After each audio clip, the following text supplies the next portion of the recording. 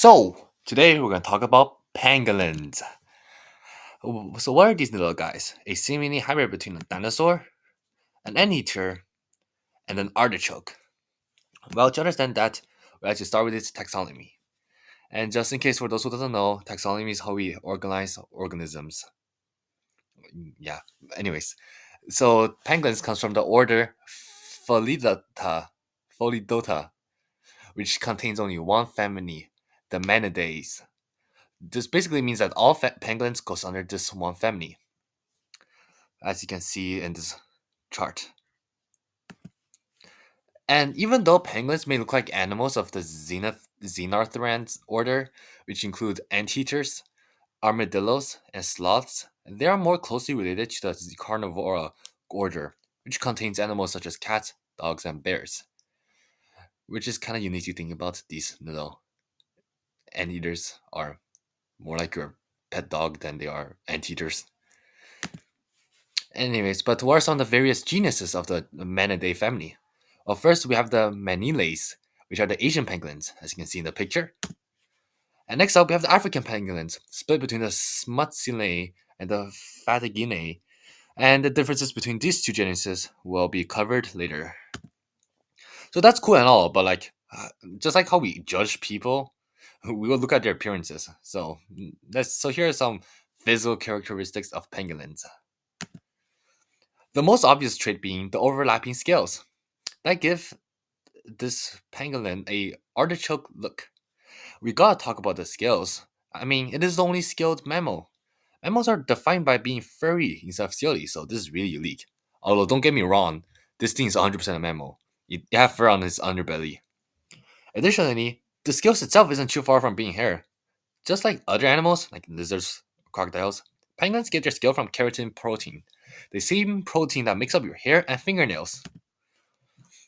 The scales were once believed to be medicinal, used to promote lactation and reduce swelling. However, no actual research findings have supported this claim yet. Despite just being keratin though, this animal has been hunted for its scales and meat, which caused them to be the most trafficked mammal in the world. Yeah, that's not a good record to get.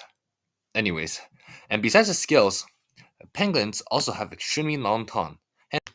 So, the conical head, toothless mouth, and a sticky and elongated tongue that reaches up to 42.5 centimeters or 16.732 inches in freedom units causes this little fella to be amazing at consuming insects. Fun fact, as you can see in this picture, the root of the tongue is attached near its pelvis and last pair of rib, which is kind of unsettling if you think about it. And additionally, similar to a skunk, penguins have glands near their anus that secrete foul smelling odor. This foul smelling odor can be used to mark territories or as a defense mechanism. Besides that, this stinker is also great at excavating. The stout limbs with long, curved claws make it excellent at demolishing ant nests and burrowing making. Penguins have 3 claws on its forelimbs and 5 on its hind legs, and some species also walk on hind limbs like a raptor, although most will use their forelimbs to support their walks. I love about physical traits though. What kind of life are these little rascals living in? As we mentioned before, penguins are excellent at eating insects. I mean, one adult penguins can eat 70 million insects each year. 70 million. They predominantly eat ants and termites, which you can find anywhere. So why aren't they everywhere? Well, it's because of poaching and trafficking. These guys used to be extremely abundant in their respective regions, but now they are pretty rare, very rare. Yeah, pretty is an understatement. Anyways, despite eating mainly ants and termites, they would still supplement with other insects, such as bee larvae, flies, worms, earthworms, and crickets. But does not say that penguins will eat everything, though. They are found to be picky and will avoid unfamiliar insect species. So how do these guys find food? I mean, sure, their closest relatives are ferocious hunters like canines and felines, but I doubt they will prowl for ants. Well, pangolins locate insect nests using a well-developed sense of smell. After locating the nest, they will dig it ferociously with their long claws. It doesn't matter if it's a mound, stump, or fallen log. Then they use their extremely long tongue to capture and eat the insects. Look at this little guy digging. Okay, that seems simple, but how do they avoid getting eaten on their own? Their natural predators include big cats like lions, leopards, pythons, and hyenas. Those are some strong predators just for this little guy. Doesn't it seem like overkill? I mean, the penguins have to face the king of the jungle itself. Well, they're actually surprisingly well at holding up their ground. When faced with danger, penguins roll into a ball, using their skills to protect them. They will check to make sure it's safe and do their best to evacuate the situation afterwards. They can also use the secretion gland to deter predators. This is a very successful strategy, with 8 out of 15 times penguins escaping the situation, which additionally shows that the rapid drop of population is solely due to human hunting them. Yeah, those armor won't protect them against guns. Mhm. Look at how these lions are confused and unable to penetrate those skills. Anyways, how does this guy start their life? Well, they start like anyone else, as a baby. Yeah, that's a dumb question. Anyways, most penguins only give birth to a single offspring, which is very similar to humans. Additionally, Asian species have been reported with 2 or 3 offsprings though, but I mean, twins and triplets do happen in humans too. Oh, fun fact, a baby penguin is called a pango pup. That sounds like a popsicle brand. Anyways, when they are just born, pango pups' scales are pale and soft, but it will start to harden after their first day. Pango pups will also ride on their mother's tail like a personal Uber until they are 3 months old. During these 3 months, or 4 months, penguins' mothers nurses the juvenile, though they could start eating ants and termites by themselves when they're 1 month old. However, due to them being solitary animals, the child will leave once matured. They'll only meet with a larger penguin to mate. Well, when can they mate then? Penguins reach sexual maturity at 2 years old. How do you identify males from females? Well, males are typically larger than the females. Yeah, that's kind of it. But that's how you identify gender with most animals. How long do they live for?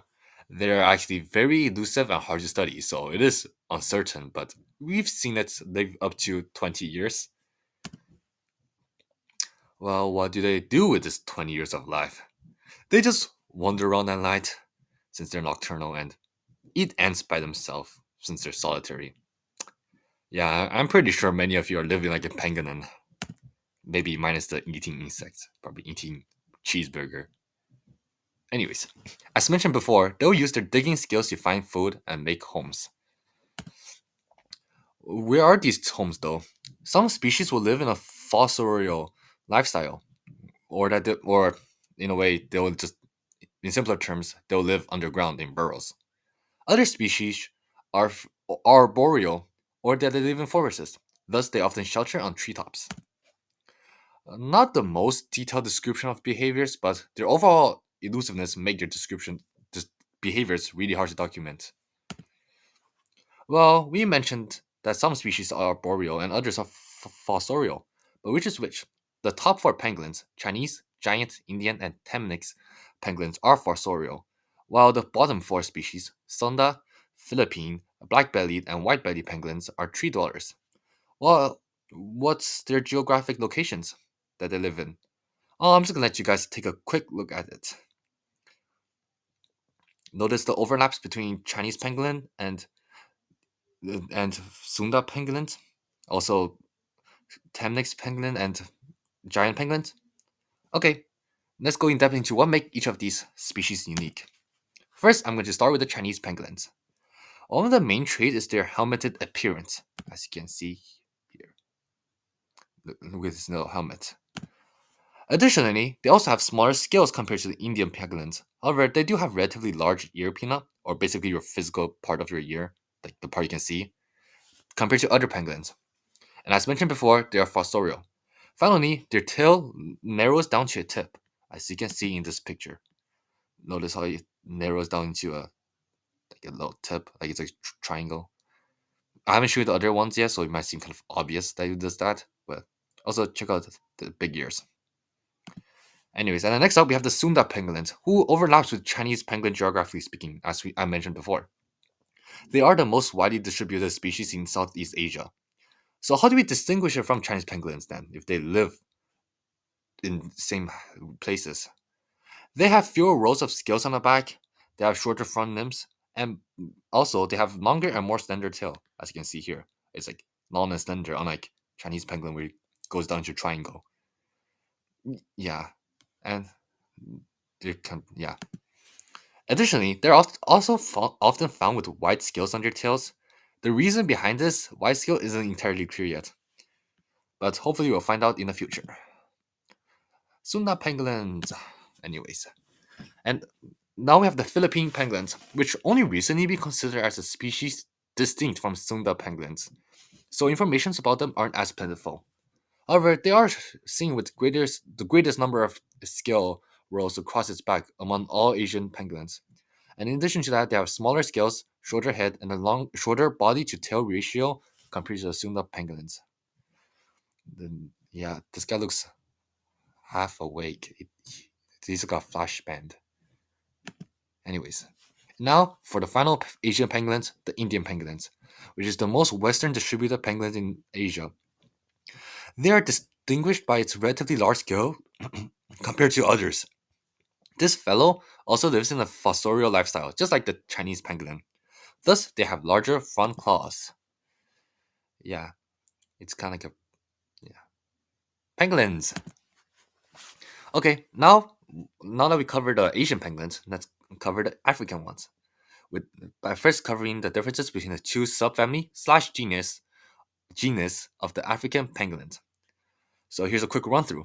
Smoothinates are fossorial, larger in general, larger forelimbs and claws for digging, and smaller eyes.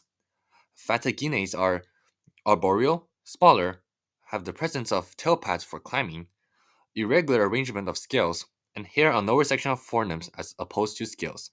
The difference understood? Okay, good. Let's move on. Let's start with my personal favorite pangolin, the ground pangolin, also called the Temnix pangolin. Ta-da! This is the only species found in southern Africa, although it does overlap geographically with giant pangolins. So here are their differences. Ground pangolins are smaller. It inhabits dry and arid savanna and desert environment, and in my opinion, cuter. This cheeky little fella will also sometimes use the burrows of aardvark and aardwolves. So yeah, ground pangolins, kind of cute. And also look at his tail. It's like round instead of to a tip. That's what I mean by the Chinese penguins having their tail go to a tip.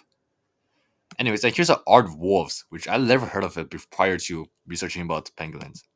And here's the aardvark, which is way weirder, but it's surprising how I knew this guy existed, but not the aardwolves. This guy's kind of interesting too. Oh yeah, two animals with ard as prefix. So what does that mean? Well, I researched and it means earth in African, which is spelled Afrikaan for information. Not, I didn't just make up a language. That's Africa, but yeah, but I don't know what language it is though. I'm not a wannabe etymologist. So, anyways, crazy sidetrack. Here we have the giant pangolins. They are the largest living species of pangolins. Duh. I kind of already covered the differences in the ground pangolin section, so only thing worth noting is that ground penguins prefer drier places, while giant pangolins prefer moist habitats and being closer to water sources. So yeah, ta-da, giant pangolins. Okay, now we have the arboreal pangolins, or the first is the black-bellied pangolin, also called long-tailed pangolin. They are differently colored than the other arboreal penguins, being more black. Once again, the additionally they have a way longer tail. Fun fact: they have 46 to 47 vertebrae compared to humans who have 33 vertebrae. This makes them the mammal with the most amount of vertebrae. Once again, what a crazy record to win. So yeah, here's the black-bellied pangolin. Notice how it's a much darker shade. And look at that really long tail. And now, last but not least, okay, maybe least information-wise, but everything's pretty much already covered. We got a white-bellied pangolins, also called tree pangolins. This is the most frequently encountered penguins in Africa, and they got white bellies. That's all we got. Once again, the information about penguins are very scarce. So yeah, white-bellied penguins, which look like rats in medieval armor. Anyways, let's look at this chart again. Now that we know the differences between these species, let's try to compare it. Notice how the black bellied pangolin have a much longer tail compared to everyone else, or maybe the fact that the Chinese pangolin is have a helmet, like it's like different colors. It looks like a helmet. Yeah, these guys are very interesting. So it is very sad to see that their population is decreasing due to poaching and trafficking. They're also very useful too. They regulate insect populations. Their constant digging turns over organic matter and aerates the soil. The abandoned burrows can be used as home to other animals too. Remember, these guys used to be very abundant, but now they're being driven to extinction. I mean, look at the status. We got the Chinese pangolin being critically endangered. We got a giant pangolin being endangered. We got the Indian pangolin being endangered. We have the Temnic pangolins being vulnerable. We have the Sunda penguins being critically endangered. Black belly penguins being vulnerable. Philippine penguins being critically endangered, and white belly penguins being endangered. That is not good at all. And I know it's not you, the audience, that are the ones poaching them. And if you are, well, I'm shaking my head at you right now. Every animals are precious and make our planet beautiful. So just try to do what you can. Anyways, thanks for listening to my penguin talk.